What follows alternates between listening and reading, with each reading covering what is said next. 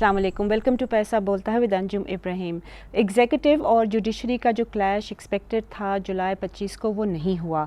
और सबसे जो इम्पॉर्टेंट बात है, वो जस्टिस खुफसा ने चंद लफ्ज़ कहे थे जो मैं रिपीट करना चाहूँगी। वो थे, we are not against the system, हम सिस्टम के ख़िलाफ़ नहीं हैं, but at the same time we don't want to compromise our position. मगर उस एट द सेम टाइम हम अपनी जो पोजीशन है उसको कॉम्प्रोमाइज़ नहीं करेंगे।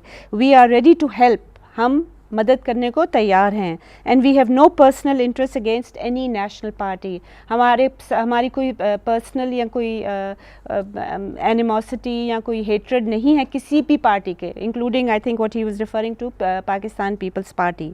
और जो उन्होंने बहुत ही इंपॉर्टेंट चीज़ उस वक्त उसके बाद कही थी, वो ये थी, we know the economy has nosedived. हमें पता है कि मईशत जो है वो बिल्कुल नीचे गिर गई है और पॉलिटिकल इंस्टेबिलिटी जो है वो हमें मार रही है।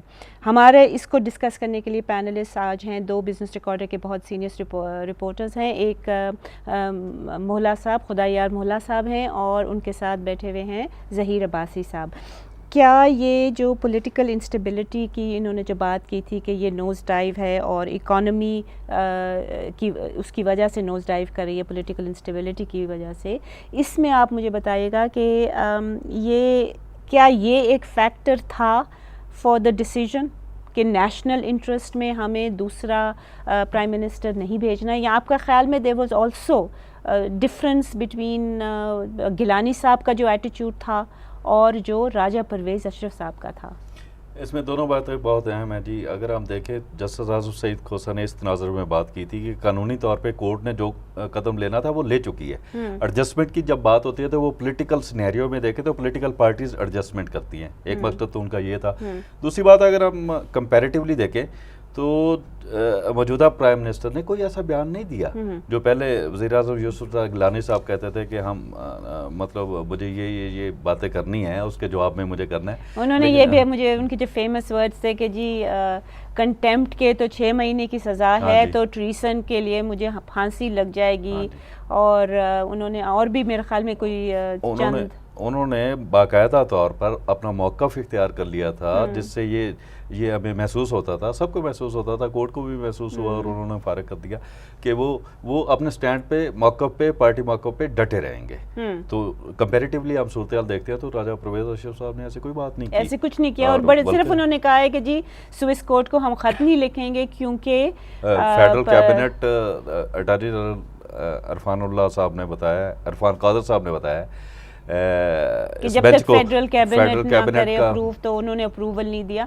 मगर राजा परवेज़ अशरफ साहब ने खुद भी ये कहा है कि हम वो ख़त नहीं लिखेंगे क्योंकि प्रेसिडेंट को इम्यूनिटी हासिल है, जिस पे इस दफ़ा लगता है कि वो थोड़ा सा रिलैक्स है माहौल। ऐसा लग रहा था कि वो कहना चाह रहे हैं कि ये पॉलिटिकल पार्टी जो है, एक तो हम किसी के अगेंस्ट नहीं है, प्रिंसिपली उनका मौक़िफ़ ये था, और दूसरा ये था कि वो चाहते थे कि ये सेटल कर ले, जो एश्योरेंस भी दी है अटॉर्नी जनरल फॉर पाकिस्तान ने कि मैं चीज़ों को let me go to now Abbasi साहब। उन्होंने खोसा साहब ऑब्वियसली इकोनॉमिस्ट तो हैं नहीं, बट उन्होंने कहा था कि पॉलिटिकल इंस्टेबिलिटी जो है उसकी वजह से इकोनॉमी जो है वो नीचे गिर सकती है और गिर रही है।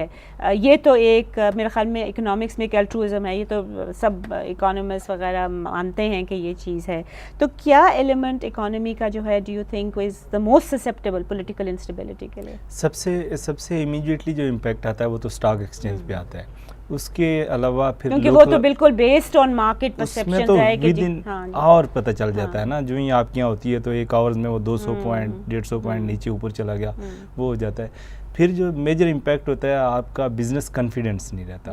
आपका लोकल हो, फॉरेनर हो या लोकल हो, वो फॉरेन इन्वेस्टमेंट वो नहीं आती। लोकल आपके बिजनेसमैन जो होते हैं वो आपके कंट्री में अगर ऐसी सूरत हाल हो तो वो दूसरे कंट्रीज़ में जाके इन्वेस्ट करना शुरू हो जाते हैं, जहाँ उनको ये पॉलिटिकल स्टेबिलिटी लगती है और जहाँ लगता है कि उनकी इन्वेस्टमेंट सिक्योर है। मगर एक सवाल आपसे मैं पूछूंगी, क्या अभी भी जब ये कॉन्फ्रंटेशन इतनी ज़्यादा थी भी नहीं, तो बिज़नेस कॉन्फिडेंस तो नीचे जा रहा है, और मतलब पार्टली पॉलिटिकल इंस्टेबिलिटी का प्रॉबली थोड़ा सा तो रोल होगा, मगर मेजर रोल तो ये है जी कि ना आप हमारे पास बिजली है, वो कैसे प्रोडक्शन इज़ डायरेक्टली लिंक्ड कि कितनी आप इलेक्ट्रिसिटी है, ना बिजली है आपके पास, ना लॉ एंड ऑर्डर के इश्यूज बड़े हो गए हैं। और तो ये क्या लिंकेज हमारे यहाँ को इतना ज़्यादा सारा एक बिल्कुल मिलजुल सा गया है ये। और सबसे बड़ी इंपॉर्टेंट इन चीज़ों से पॉलिसी कोई नहीं है इन चीज़ों को एड्रेस करने के लिए। गुज़श्ता 4 साल में हमने किसी किस्म की कोई पॉलिसी नहीं देखी कि ये जो हमारे मेजर इश्यूज़ हैं, जो हमारी इकानमी को बड़ा बुरी तरह हर्ट कर रहे हैं, इस हवाले से गवर्नमेंट ने कोई पॉलिसी, ये फायर फाइटिंग का काम करते हैं। अभी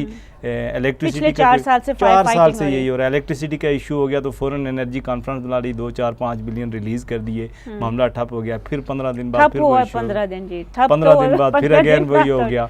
किसी एक सेक्टर के लिए भी ये गवर्नमेंट कम से कम हमें ये फील हो रहा है कि कोई पॉलिसी लेके नहीं आई जिससे कि बिजनेसमैन को कॉन्फिडेंस मिले, और ऊपर से फिर आपकी पॉलिटिकल जो है वो तो बिल्कुल ऊपर से आपकी पॉलिटिकल इंस्टेबिलिटी, तो इकोनॉमी तो नोज डाइव क्या, ये तो so we agree with justice Khosa in that कि इकोनॉमी तो वाकई नोज डाइव कर चुकी है। इसी के साथ एक छोटी सी ब्रेक लेते हैं। Stay with us.